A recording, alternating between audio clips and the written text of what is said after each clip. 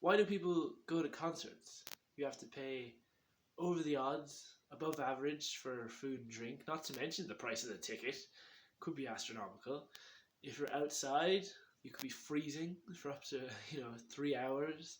You have to worry about getting in. You have to worry about getting out.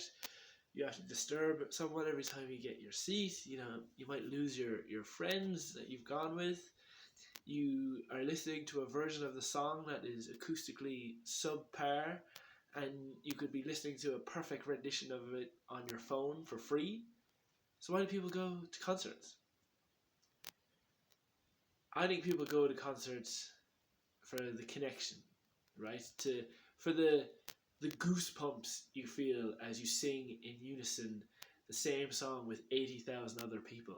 I think you go to concerts for the deeper, meaningful, more relationship you get when you listen to a song with a loved one, and all of a sudden that song forever from that point on takes new meaning, right? That you can look back fondly whenever you hear that song and remember a time when you were there with a loved one, right? I think people go to concerts to lose their inhibitions and scream their head off, and to feel free and to feel in the moment. And I think some artists get this and some artists don't.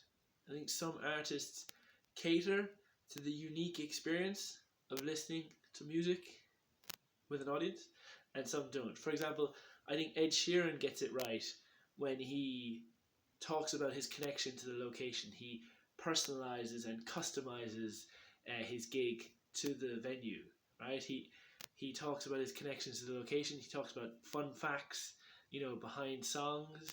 He talks about stories of what he did in the location. He wears a shirt that says the location. He encourages the audience to sing along with him.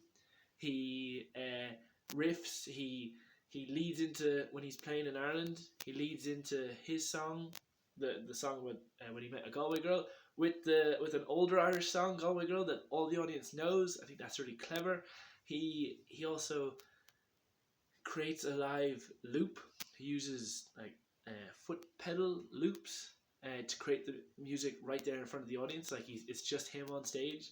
It's very impressive. It makes for live music, no backing tracks or anything like that. And I think the kooks get it wrong when they walk up on stage, play the music, walk off.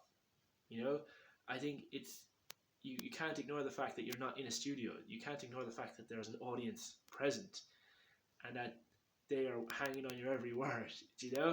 That I think Freddie Mercury got it right when there was a brief lapse in between songs when the band had to set up, change guitars or change drums or change equipment, whatever it was, that instead of letting the audience just sit there and wait, he chose to fill that gap by kind of challenging the audience to keep up with him with song. He'd go like, fee-la la, fee-la la, fee-la la, fee-la, and then they repeat, right?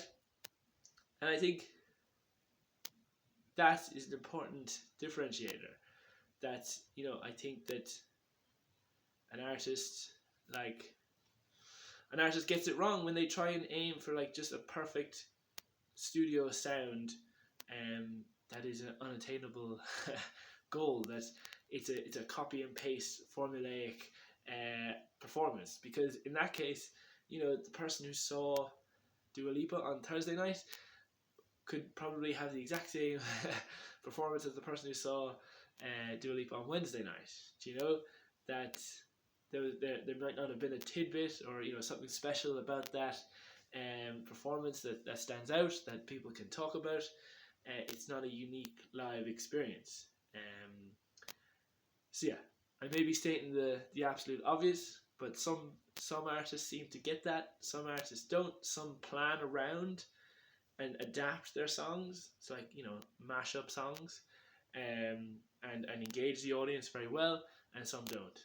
I think it's definitely something that should be taken into account. What is the purpose of a concert? Thanks very much. Hope that made sense. I hope that wasn't too rambly. I'm Thomas.